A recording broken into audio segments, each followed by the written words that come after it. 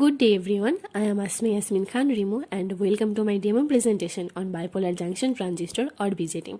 In this session, we will cover what BJTs are, how they work and where they are used. By the end, I hope this concept will be clear for you, especially how this small device plays such a big role in electronics. Here's a quick overview of what we will cover today. We'll start with a bit of history, then understand what a BJT is and how it's structured, followed by its operation, working principle, and finally some real-world applications. So let's begin with the background. Before I talk about what a BJT is, let's take a quick look at where it came from and why it was such an important invention. Before BJTs, the electronics used vacuum tubes, which are a big glass device and used for switching and amplification. They were bulky and had a lot of drawbacks. That is why the invention of transistor in 1947 at Bell Labs was a huge breakthrough. John Bardeen, Walter Breighton, and William Shockley created the first working transistor, and for that they received the Nobel Prize in 1956.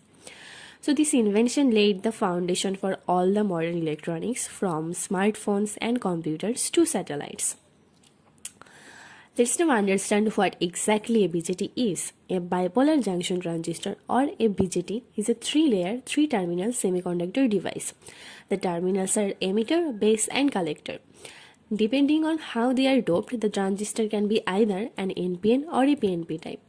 In an NPN transistor, both the emitter and the collector are doped with N-type material, which provides electrons as the majority carriers, and the base is doped with P-type material, which accepts holes. And in a PNP transistor, it's just the opposite. Inside a BJT, we have two junctions, base emitter and base collector. So if we talk about the physical structure, in terms of width, the collector is widest, the emitter is next, and the base is very thin. And in terms of doping concentration, the emitter is most heavily doped, and the collector is moderately doped, and the base is lightly doped.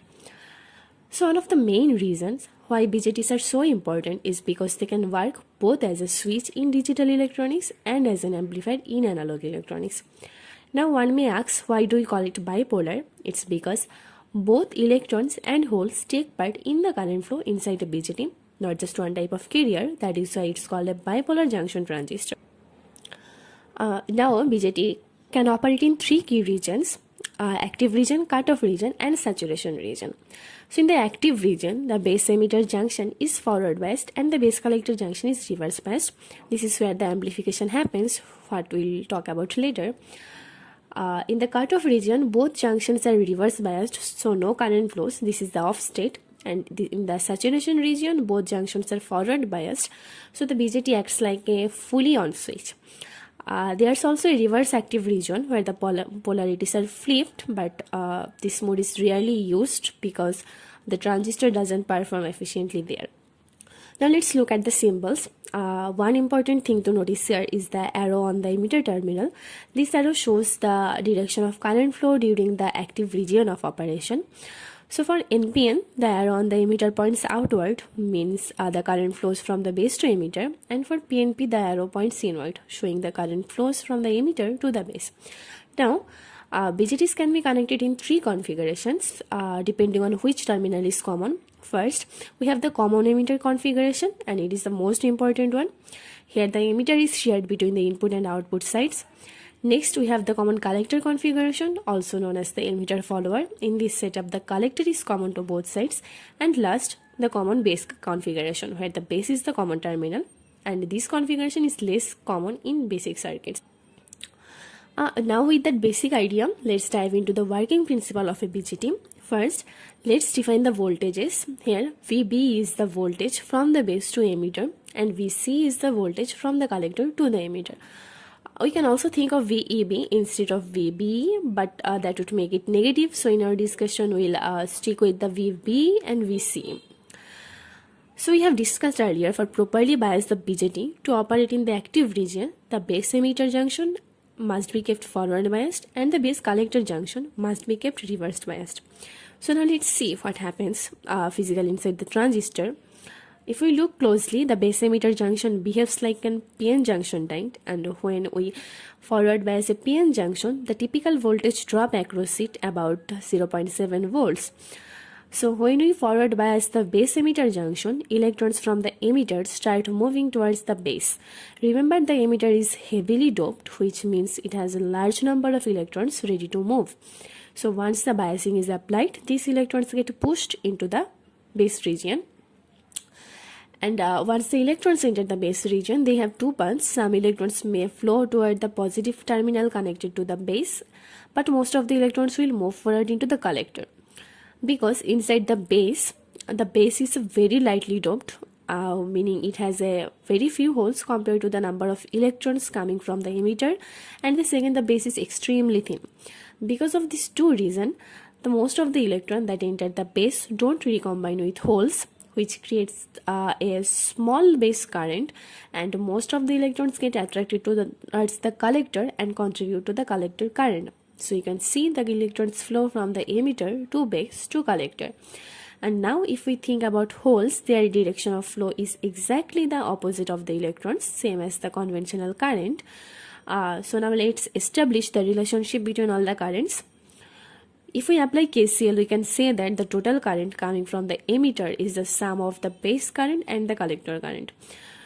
And then later we can also say the collector current is almost proportional to the emitter current. So we write IC is equal to alpha times IE, where alpha is a constant which typically between 0.95 to 0.99. Rearranging the current relation, we can also find the base current, and we can also express the collector current in terms of base current using a parameter beta. Here beta is known as the current gain of the BJT and typically varies between 40 and 500. So that means the collector current is beta times the base current. Now what does this mean physically? If we look at the circuit diagram on the right, it is a common emitter configuration where the input current is flowing from the base and the output current is flowing from the collector. So it means even a small base current can control a large collector current IC. That is why the BJT is called a current controlled device. If the base emitter is reverse biased, a small leakage current flows known as IC0 or reverse saturation current. Then the total collector current will be the addition of IC and the IC0.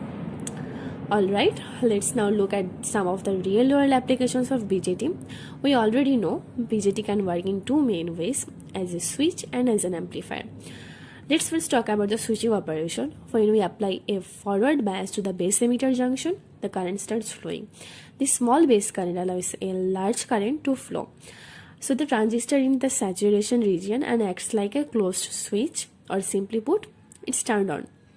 On the other hand, when the base emitter junction is reverse biased, no current flows from the base and the transistor is said to be in cutoff region, and it behaves like an open switch and it's turned off. That's how a BJT acts like a digital switch, either on or off, and that is exactly why it is used in logic circuits, microcontroller outputs and digital electronics. Now let's see how a BJT works as an amplifier. Here the BJT is operating in the active region and the base emitter is forward biased and collector emitter is reverse biased. So when we apply a small input signal to the base, this causes small variations in the base current, but because of the transistor gain beta, even these small changes cause much larger variations in the collector current. We can say that a tiny input signal controls a much bigger output signal, and this leads to signal amplification. So this is how the BJT take a weak signal and gives us a stronger output. It is used in audio system, sensor circuits and any applications where the signal needs to be amplified. Besides these two core functions, BJTs are also used in oscillators and signal modulators, voltage and current regulations, and in both analog and digital ICs. So that wraps up our discussion on BJT. We talked about how they are built, how they operate, how they amplify and switch, and where they are used in real circuits.